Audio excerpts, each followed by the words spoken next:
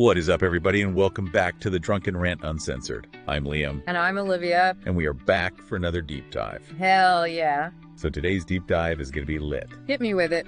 We're calling this one Okay. Pablo Escobar's balls deep ecological fuck up. Ooh, that's a good one. All right. So, are we finally talking about these infamous cocaine hippos I keep hearing about? You bet your sweet ass we are. We're diving headfirst into the insane true story of Pablo Escobar's escaped hippos and how they're basically turning Colombia into a real-life Jurassic Park. Oh, hell yeah. All right, so Give it to me. for you out there who may not know, Pablo Escobar, this Colombian drug lord, Right. who basically owned the cocaine trade back in the 80s. Yeah. He was rolling in so much cash he could wipe his ass with $100 bills. And what do you do when you have more money than God? You buy yourself a fucking zoo, of course. No shit. This dude had elephants, giraffes, rhinos, you name it, he had it. But the real stars of his little menagerie... Yeah, were his 4 hippos, 1 male and 3 females. I mean, who needs a guard dog when you can have a goddamn hippo patrolling your property? Talk about a deterrent. But here's where things get really interesting. Okay. When Escobar got taken out in '93, the Colombian government had to deal with his estate, Yeah. including all those exotic animals. Most of the animals were relocated to zoos and sanctuaries. But the hippos were a different story. They couldn't just airlift a bunch of 4,000-pound pissed-off hippos, could they? They were deemed too dangerous and logistically impossible to move. So they basically said, fuck it, let's leave them on the estate and hope for the best. Yeah, that didn't work out so well, did it? These hippos weren't content with their little slice of drug lord paradise. They busted out and started doing what hippos do best. Eating, shitting, and making more hippos. And let me tell you, when a hippo shits, it's not like a cute little bunny rabbit dropping. No. We're talking massive, Algae bloom inducing. ecosystem destroying dumps. Ugh, nasty. It's mind-blowing to think about the ripple effects of this. Escobar buys a few hippos for kicks, and now, decades later, they're wreaking havoc on Colombia's fragile ecosystems. It's a perfect example of how human actions can have unintended consequences. Right. Especially when those actions involve introducing invasive species. But let's talk numbers here, because this is where it gets really crazy. Right, how many of these cocaine hippos are we talking about now?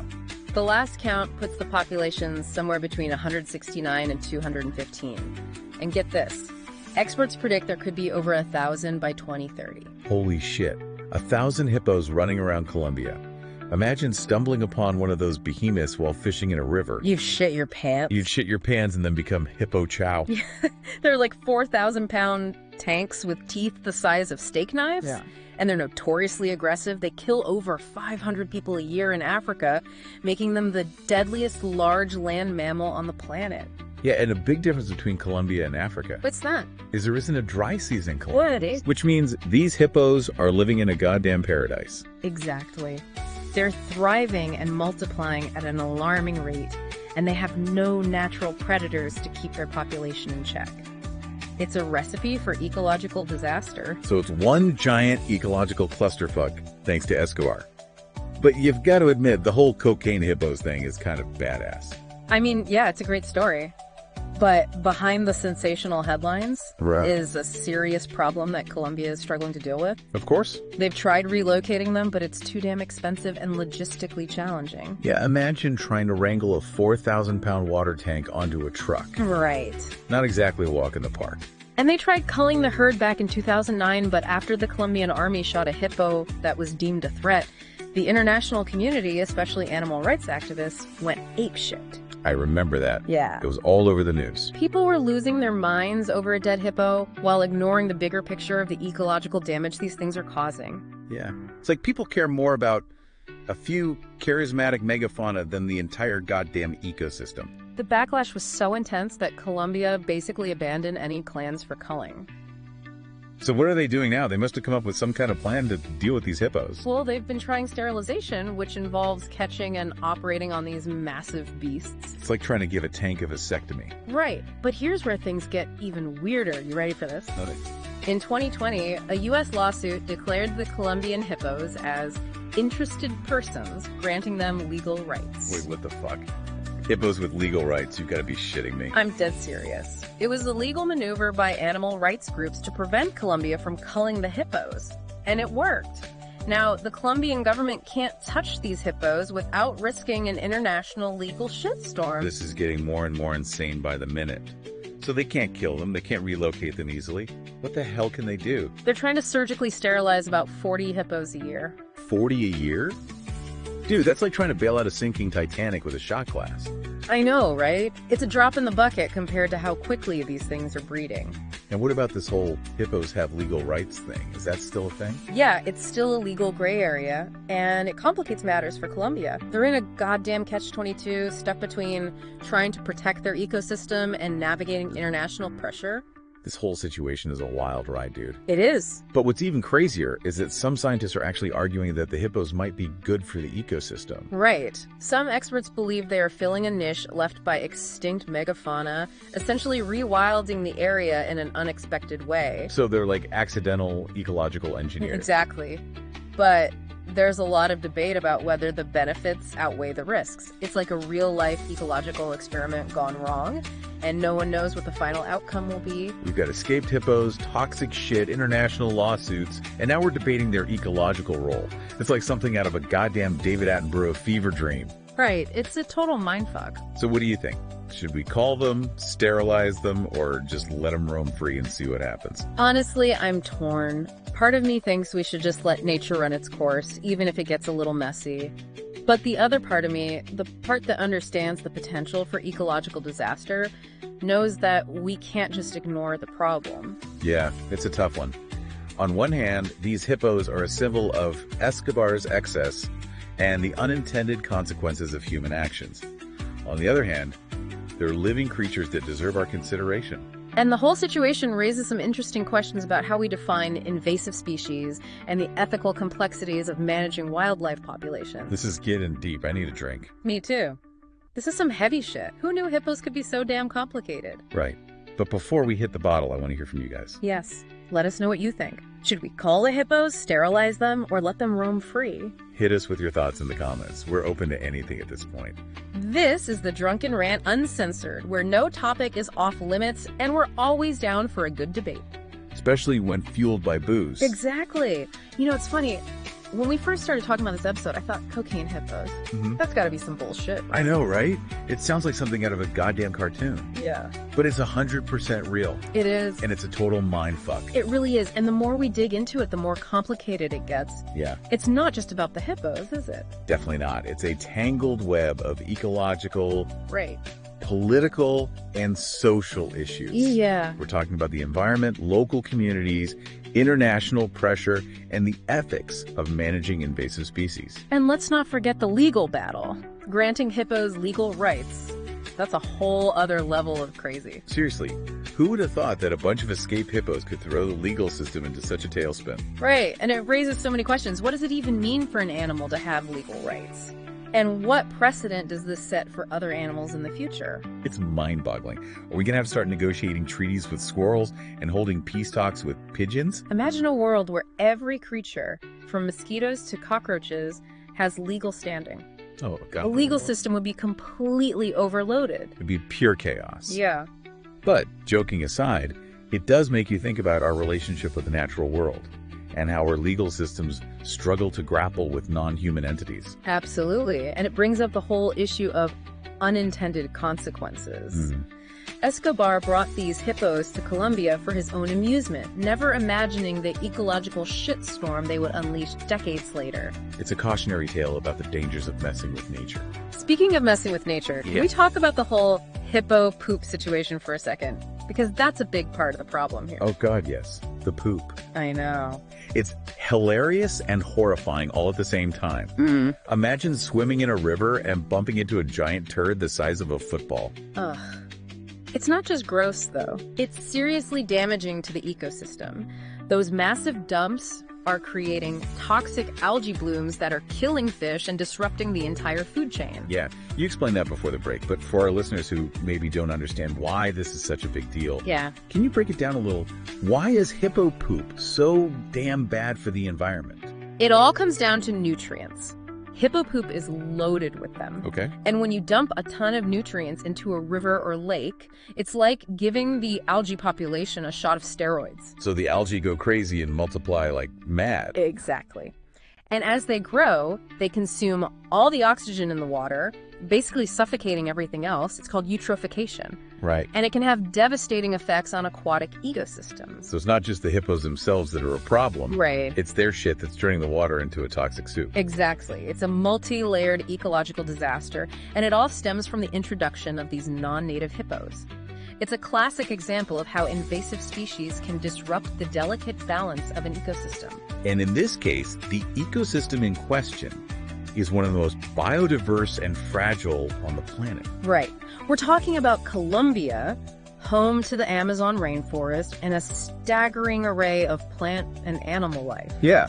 The potential for these hippos to spread and cause even more damage is huge. It's a nightmare scenario. It is. And what's really scary is that we don't even know for sure if they're going to be bad for the environment in the long run. Right.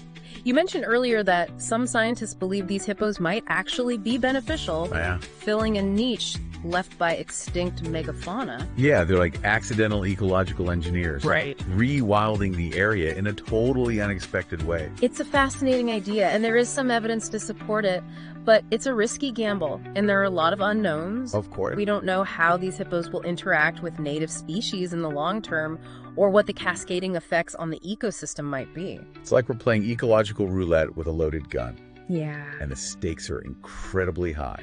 Exactly. We're talking about the potential loss of biodiversity, the disruption of vital ecosystems, and the economic and social impacts on local communities. This is heady stuff.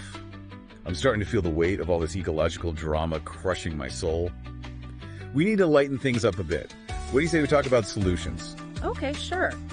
Let's brainstorm some crazy ideas for how to deal with these hippos. We've talked about relocation and culling, but those options are problematic for a whole bunch of reasons. Yeah, relocating them is expensive and dangerous. Right. And culling them is ethically fraught and politically explosive. So, what else is there? Well, there's always the sterilization route, which Colombia is currently pursuing, but as we've discussed, it's a slow and costly process. And with the hippos breeding like rabbits, it's barely making a dent in the population. Exactly. We need something more radical, something outside the box. Okay, I'm game. Hit me with your wildest idea. Okay, hear me out. What if we built a giant hippo-proof fence around the areas where they're currently concentrated? A giant fence, like a Great Wall of Colombia to keep the hippos contained. Exactly. It would be a massive undertaking, but it could be a way to limit their spread and protect vulnerable ecosystems. Okay, I kind of like it. It's ambitious, but it's at least a concrete plan. But who's going to pay for this mega fence? And how do we even build a fence that can contain a 4,000-pound tank? Those are valid questions. Maybe we could crowdsource the funding, like launch a global Save Colombia from the Hippos campaign. I love it. We could get celebrities involved, make it a whole social media movement. And for the fence itself, we could get engineers to design something super strong, maybe using reinforced concrete or something. We could electrify it. That would keep those hippos in line. Okay, maybe not electrify it. That might be a bit too much. But we could definitely get creative with the design. This is fun. We're like hippo wrangling masterminds. But I have another idea. Okay. What if we harness the power of capitalism? What do you mean? We could create a hippo-themed ecotourism industry. People from all over the world would pay big bucks to come to Colombia and see these cocaine hippos in their natural habitat. That's actually a brilliant idea. It could generate revenue for conservation efforts and create jobs for local communities. We could have hippo safaris, hippo-themed merchandise, hippo-shaped cocktails. The possibilities are endless. Okay, I'm on board with this one. We could turn the hippo problem into a hippo opportunity. See, we're not just drunken ranchers, we're solution-oriented geniuses. There's to that. But before we get too carried away with our hippo-themed entrepreneurial dreams, let's bring it back to reality for a second. Yeah. This whole situation is a mess, and there's no easy fix. You're right. It's a complex problem that requires a multifaceted approach, and there's no guarantee that any solution will be 100% effective. And it's important to remember that the hippos are just one symptom of a much larger problem. Right. We're facing a global ecological crisis, and we need to start taking it seriously. Absolutely. The cocaine hippos are a wake-up call, a reminder that our actions have consequences, and we need to start making some changes before it's too late. So what can we, as individuals, to do about it? Well, we can start by educating ourselves about the issues. Of course. Supporting organizations that are working to protect the environment and making more sustainable choices in our daily lives. And we can keep talking about these issues. Yes. Raising awareness and pushing for change. Exactly. Because the fate of the planet and the hippos is in our hands. Damn, that got deep again. I think it's time for another drink. What do you say? I'm right there with you. All right, we're back, and Woo! Part 3, baby. you know, this whole cocaine hippo situation has got me thinking. Yeah. What if this is just a taste of what's to come? What do you mean? Like, more escaped hippos terrorizing the countryside? Not necessarily, Mm-hmm. but think about it. Climate change is going to make things weird, right? Yeah. Animals are going to be on the move, ecosystems are going to be disrupted, and Yeah. we're going to be faced with all sorts of crazy, unprecedented situations. Okay. Yeah, I see your point. Climate change is going to be like shaking up a snow globe and watching all the little flakes scatter in unpredictable ways. Exactly. We might not have to worry about cocaine hippos in, say, Canada Right. anytime soon. Yeah. But climate change is going to throw us some serious curveballs, Yeah. and we need to be prepared to deal with them. So the question is, how are we going to handle these future ecological surprises, especially when we can't even agree on how to manage a bunch of oversized, poop-spewing herbivores in Colombia? Right. If we're already this divided over hippos, imagine what's going to happen when we're facing even more complex and potentially catastrophic ecological crises. It's a sobering thought, isn't it? It is. But maybe, just maybe, the cocaine hippos can teach us a valuable lesson. Okay, I'm listening. What kind of wisdom can we glean from a bunch of escaped drug lord hippos? Well, for one, they're a stark reminder that our actions have consequences. And those consequences can be far-reaching and totally unpredictable. Yeah, Escobar probably didn't think his little hippo collection would turn into an international incident decades later. It's a classic case of unintended consequences on a massive scale. And secondly, Yeah. the hippos show us that we need to get our shit together when it comes to environmental policy and decision-making. We can't just keep reacting to crises as they pop up. Right. We need to be proactive, we need to be working together, and we need to start thinking long term. Exactly. The cocaine hippos are a wake-up call. Yeah. They're telling us that we need to start thinking globally and acting with a much greater sense of urgency. Because if we don't, we're going to be facing a whole lot more than just escaped hippos in the future. We're going to be facing ecological chaos on a scale that we can barely even imagine. It's not a happy thought, Mhm. but it's the reality we're facing. Right. The sooner we acknowledge it and start taking action, the better. Well said. Well said. So what can our listeners do to make a difference? For starters, you can stay informed. Read articles, watch documentaries, and listen to amazing podcasts like this one. Knowledge is power, people. Right. The more you know about the challenges we're facing, the better equipped you'll be to make informed decisions and advocate for change. And don't be afraid to get involved. Support organizations that are working to protect the environment, volunteer your time, donate to causes you believe in. Yeah. Every little bit helps. And most importantly, What's that? talk about it.